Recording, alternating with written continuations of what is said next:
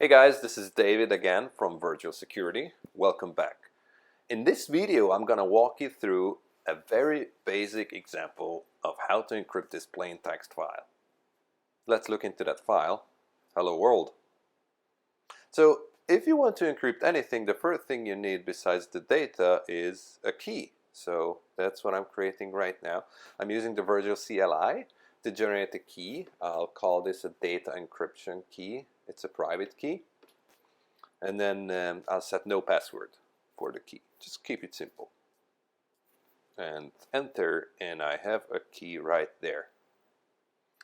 So this is a private key. The way private and public keys work is you keep the private key for yourself, and then you give out the public key for the rest of the world so they can encrypt data for you. And then you get the encrypted data, which you can decrypt using the private key.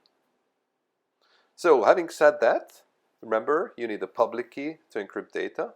So I'll generate a public key from this private key. It's the key to pub command. For input, I'll set the data encryption key, and the output is going to be a public key. Now what I'll be doing is I'll be showing you how you can use this text file, encrypt it with the public key, and then you have an encrypted file here, and then I'll decrypt it with the private key. So it will say hello world again. Make sense? So let me do just that. I use the CLI again. I'll be using the encrypt command. My input will be the plain text file, our hello world.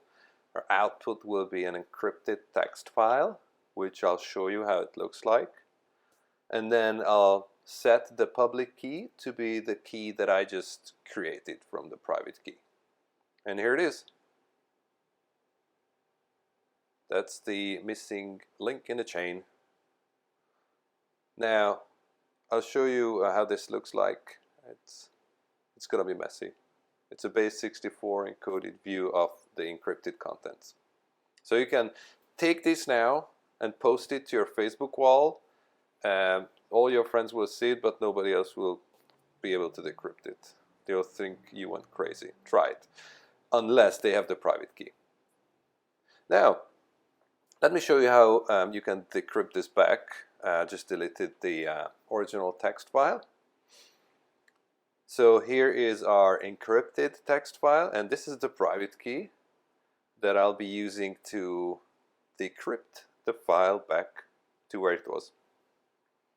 So decrypt is the command. For input, I'll set the encrypted file, and then I'll use the private key command to set the private key.